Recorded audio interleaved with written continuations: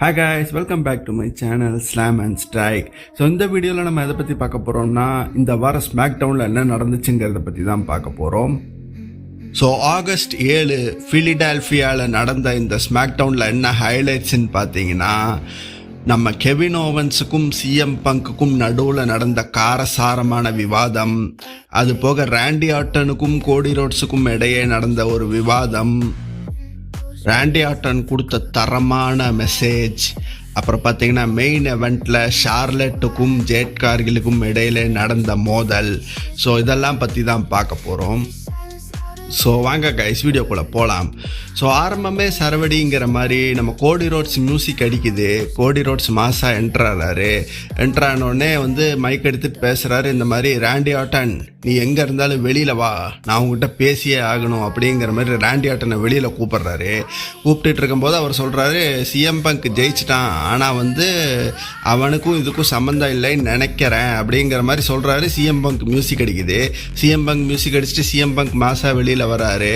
Look in my eyes, what do you see? The cult of personality அப்படிங்கிற மாதிரி vibe பண்ணிட்டு, க்ரௌடோட vibe பண்ணிட்டு என்ட்ராறாரு. என்ட்ரானோடனே அவர் mic எடுத்துகிட்டு சொல்கிறாரு, என்னப்பா என் பேர் கேட்டுச்சு, என்ன என் மூஞ்சிக்கு நேரம் சொல்லு அப்படிங்கிற மாதிரி சொல்கிறாரு. அதுக்கு கோடி ரோட் சொல்கிறாரு, ஒன்றும் இல்லை, உனக்கும் இந்த ராண்டி ஆர்டனோட அட்டாக்கும் சம்மந்தம் இல்லை அப்படிங்கிற மாதிரி கேட்குறாரு. அதுக்கு கோடி ரோட்ஸ் கேட்டதுக்கு நம்ம சிஎம் பங்க் சொல்கிறாரு, எனக்கும் அதுக்கும் சம்மந்தம் இல்லை, வா நம்ம 2 பேரும் சேர்ந்து, எனக்கும் அது கடுப்பாக தான் இருக்குது, உனக்கு கடுப்பாக இருக்கிற மாதிரி எனக்கும் கடுப்பாக தான் இருக்குது, அவன் ஹெல்ப்னால நான் ஜெயித்த மாதிரி ஆயிடுச்சு, அதனால வா 2 பேரும் சேர்ந்து அவனை பின்னாடி கண்டுபிடிச்சி ராண்டி ஆர்டனை போட்டு அடித்து மொத்தலாம் அப்படிங்கிற மாதிரி சொல்கிறாரு. அதுக்கு கோடி ரோட்ஸ் அதெல்லாம் தேவையில்லை, நான் பார்த்துக்கிறேன் அப்படிங்கிற மாதிரி சொல்லிட்டு சிஎம் பங்கை நியூ சாம்பியன் அப்படிங்கிற மாதிரி இன்ட்ரடியூஸ் பண்ணிட்டு அவர் அப்படியே கிளம்பி போயிடுறாரு. போக போக நம்ம சிஎம் பங்க் மைக் எடுத்து சொல்கிறாரு, எப்பன்னு மட்டும் சொல்லு, அடுத்த மேட்ச் நம்ம போட்டுடலாம் அப்படிங்கிற மாதிரி சொல்கிறாரு. பார்த்தா கெவின் ஓவன்ஸ் மியூசிக் அடிக்குது. கெவின் ஓவன்ஸ் மியூசிக் அடிச்சுட்டு கெவின் ஓவன்ஸ் மாசா என்ட்ராறாரு. அப்படியே கோடி ரோட்ஸை முறைச்சிக்கிட்டே வராரு. என்ட்ரன்ஸ் ரேம்பில் முறைச்சிட்டே அப்படியே உள்ளே என்ட்ராயிட்டு மாசா மைக் எடுத்துகிட்டு பேசுகிறாரு. இந்த மாதிரி ஃபஸ்ட்டு 2 பேரும் அப்படியே தலையை மோதிக்கிட்டு ஒரு மாதிரி குசுன்னு பேசிக்கிட்டு இருந்தாங்க. அதுக்கப்புறம் நம்ம கெவின் ஓவன்ஸ் மைக் எடுத்துகிட்டு சொல்கிறாரு, 16 மாதம் இன்ஜுரியிலேருந்து கஷ்டப்பட்டு இப்போ நான் திருப்பி வந்திருக்கேன், ஆனால் நீ மாறவே இல்லை சிஎம் பங்க், நீ ஒரு ஃப்ராடு, நீ ஒரு அரகண்டான ஆள், என்ன தைரியம் இருந்திருந்தா இன்னும் என் கூட மேட்ச் ஆடி நீ ஜெயிக்கவே இல்லை, அதுக்குள்ளே நீ கோடி ரோட்ஸுக்கு அடுத்த மேட்ச் எப்போ கேட்ப அப்படிங்கிற மாதிரி கேட்குறாரு. அதுக்கு சிஎம் பங்க் மைக்கை வாங்கிட்டு சொல்கிறாரு, நான் சும்மா இல்லை பெஸ்ட் இன் தி வேர்ல்டுன்னு நான் சொல்கிறேன், நான் அரகண்ட்டாக இருக்கிறதுனால தான் நான் பெஸ்ட் இன் தி வேர்ல்டு, இங்கே பாரு இந்த டைட்டில் இருக்கிறதுக்கு காரணம் நான் தான் பெஸ்ட் இன் தி வேர்ல்டு அப்படிங்கிற மாதிரி சொல்கிறாரு.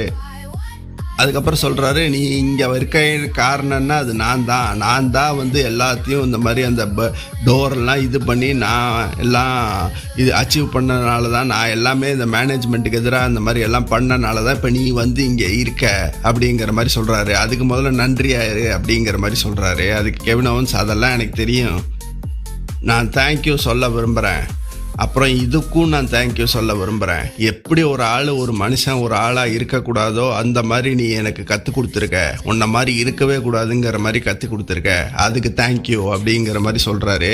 சொல்லிட்டு, உன்னை மாதிரி ஒரு பீஸ் ஆஃப் ஷிட்டாக யாருமே இருக்க மாட்டாங்க அப்படிங்கிற மாதிரி ஒரு மாசான ஒரு டைலாகை சொல்லிவிட்டு 2 பேர் அப்படியே முட்டிக்கிட்டு நிற்கிறாங்க. பார்த்தா நம்ம இவர் நிக்கால்டிஸ் 2 பேரையும் விளக்கி விட்டுறாங்க. அப்படியே அந்த செக்மெண்ட் முடியுது.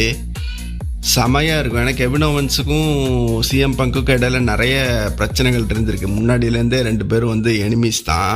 செமையாக இருக்குது இந்த மேட்ச் பார்க்குறதுக்கு, செம்ம எக்ஸைட்டடு. அதுவும் இல்லாமல் லேட்டர் இந்த ஷோவில் அவர் சொல்லியிருப்பார், ஆகஸ்ட் 21 அப்போ எனக்கு டொராண்டோ கனடாவில் நடக்கிற ஷோவில் எனக்கு டைட்டில் மேட்ச் வேணும் அப்படிங்கிற மாதிரி நிக்கால்டிஸ்ட்டை கேட்டிருப்பாரு.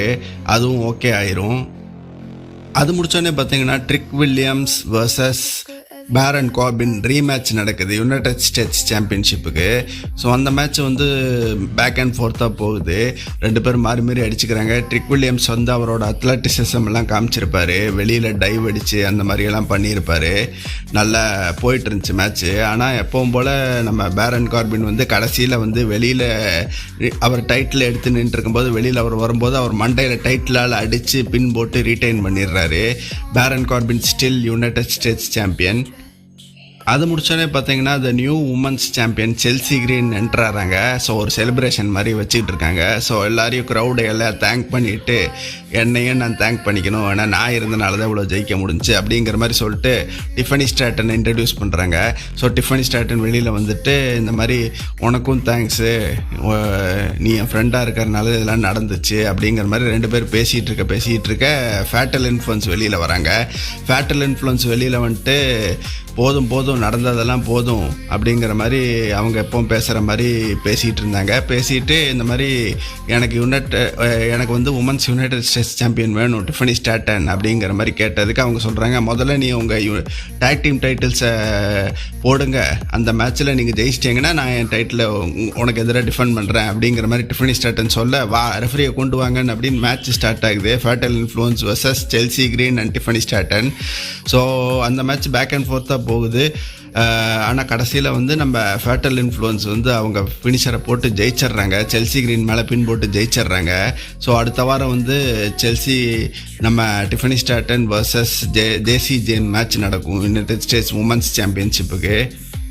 ஸோ அந்த செக்மெண்ட் முடியுது. அந்த செக்மெண்ட் முடிஞ்சோடனே நம்ம மாசான செக்மெண்ட்டு. ஸோ பிராக் லெஸ்னர் வந்து அவரோட ரிட்டையர்மெண்ட் அனௌன்ஸ் பண்ணுற ஒரு செக்மெண்ட் காமிச்சாங்க. ஸோ பிராக் லெஸ்னர் வந்து நான் இந்தமாதிரி ரிட்டையர் ஆகிறேன் அப்படிங்கிற மாதிரி அனௌன்ஸ் பண்ணுறாரு. செமையாக இருந்துச்சு. பிராக் லெஸ்னரோட கரியர், உங்களுக்கு பிராக் லெஸ்னரோட கரியரில் எந்த மூமெண்ட்ஸ் எல்லாம் பிடிச்சதோ அதெல்லாம் கமெண்ட்ஸில் விடுங்க. ஸோ அந்த அனௌன்ஸ் பண்ண முடித்தோடனே பார்த்தீங்கன்னா நம்ம ராண்டி ஆர்டன் மியூசிக் அடிக்குது. I hear voices in my head, they counsel me, they talk to me அப்படிங்கிற மாதிரி மாசாக என்ட்ராரு. செமையாக இருந்துச்சு. க்ரௌடெல்லாம் வைப் பண்ணி அவர் என்ட்ரன்ஸு மியூசிக்கை பாடிக்கிட்டே அவரை உள்ள வைப் பண்ணிகிட்டே வர வச்சாங்க. ரொம்ப நாள் கழித்து அவரோட என்ட்ரன்ஸ் மியூசிக் கேட்குற செமையாக இருந்துச்சு. ஸோ ராண்டி ஆர்டன் மாதம் என்ட்ரு ஆகிட்டு மைக் எடுத்துகிட்டு பேச ஆரம்பிக்க நம்ம கோடி ரோட்ஸ் மியூசிக் அடிக்குது. கோடி ரோட்ஸ் வெளியில் வராரு, கோபமாக ஓடி வராரு. அவர் ஓடி ஒரு இங்குக்குள்ளே வரதுக்குள்ளே ராண்டி ஆர்டன் இறங்கி வெளியில் போயிடுறாரு.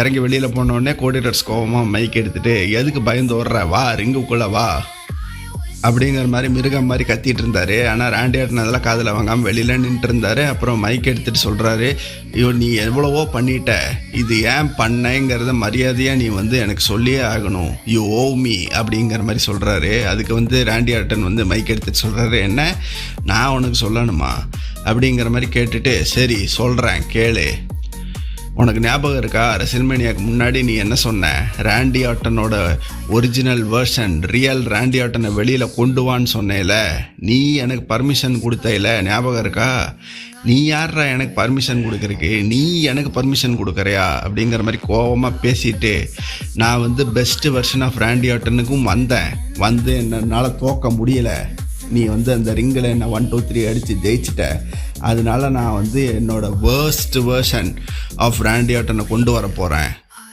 கண்டிப்பாக அந்த 15வது டைட்டிலே நான் அடித்து தீருவேன், ஆனால் அதுக்கிடையில் நீ மட்டும் சாம்பியனே ஆகக்கூடாது, நான் ஆகவும் விடமாட்டேன், என் உயிர் மூச்சு இருக்கிற வரைக்கும் உன்னை நான் அடுத்த சாம்பியன் ஆக விடமாட்டேன் அப்படிங்கிற மாதிரி சவால் விடுறாரு.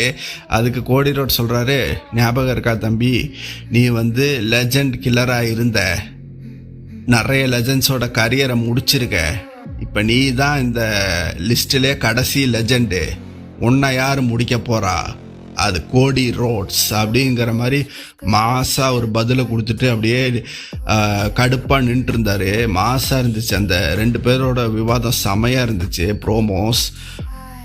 ஸோ அந்த மேட்சுக்கு எக்ஸைட்டடு செமையாக பில்டப் பண்ணியிருக்காங்க. அது முடித்தோடனே இந்த மெயின் event நடக்குது. பார்த்தீங்கன்னா Charlotte Flair versus Jade Cargill match நடந்துச்சு. ஸோ அந்த மேட்ச் பேக் அண்ட் ஃபோர்த்தாக போச்சு. ஸோ நடுவில் அந்த வெளியில் 2 அல்லக்கைக வந்து அலும்பு விட்டுட்டு இருந்தாங்க. ஸோ அவங்க வந்து டிஸ்ட்ராக்ட் பண்ணிவிட்டு அந்த மாதிரி பண்ணிட்டு இருந்தாங்க. பார்த்தா நம்ம NXTலேருந்து ஒரு டெபியூ நடந்துச்சு, ஒரு டீவா டேட்டம் ஃபேக்ஸ்லி. ஸோ அவங்களோட டெபியூ நடந்துச்சு. அவங்க வந்து ஹெல்ப் பண்ணி நம்ம ஷார்லட் ஃப்ளேரை வந்து வெளியில் அந்த 2 அலக்கையில் போட்டு பொழந்து பார்த்தா நம்ம ஷார்லட் ஃப்ளேர் உள்ள அவங்க ஃபினிஷர் நேச்சுரல் செலெக்ஷன் டாப் ரோப்லேருந்து போட்டு பின்னடிச்சு ஜெயிச்சிட்றாங்க. ஸோ அவங்க ஜெயித்தோடனே 3 பேர் அலெக்சா பிளிஸ்ஸு, டேட்டம் ஃபேக்ஸ்லியும் ஷார்லட் ஃப்ளேரும் செலிப்ரேட் பண்ணிட்டு இருந்தாங்க. ஸோ அப்படியே ஷோ முடிஞ்சுச்சு. ஸோ இன்றைக்கி ஷோவில் மெயினாக பார்த்தீங்கன்னா நம்ம கெவின் ஓவன்ஸ், கோடி ரோட்ஸ், ராண்டி ஆர்டன், CM பங்க். ஸோ இவங்க 4 பேருக்கு நடுவில் நடந்த ஒரு வாக்குவாதத்தை வச்சு நல்லா பில்டப் பண்ணியிருக்காங்க 2 மேட்ச்சுக்கு. ஸோ அது நல்லா இருந்துச்சு பார்க்க. மற்றதெல்லாம் பெருசாக எதுவும் இல்லை ஆக்ஷன்ஸு. ஸோ பிராக் லெஸ்னரோட ரிட்டையர்மெண்ட் இருந்துச்சு. ஸோ அதெல்லாம் தான் மெயினாக இந்த ஷோவில் இருந்துச்சு. ஸோ நீங்கள் இந்த ஷோவை பற்றி என்ன நினைக்கிறீங்க கைஸ்? உங்களுக்கு பிராக் லெஸ்னரோட ஃபேவரட் மூமெண்ட்ஸ் என்ன? பிராக் லெஸ்னரோட பிடிச்ச பார்ட்ஸ் என்ன? ஸோ அதெல்லாம் பற்றி கமெண்ட்ஸில் விடுங்க. அப்படியே அந்த ஷோவிலையும் உங்களுக்கு பிடிச்ச எல்லாத்தையும் உங்கள் கருத்துக்களை ஃபுல்லாக கமெண்ட்ஸில் விடுங்க. ஸோ அன்டில் தென் நான் உங்களை நெக்ஸ்ட் வீடியோவில் சந்திக்கிறேன். அன்டில் தென் தேங்க்ஸ் ஃபார் வாட்சிங்.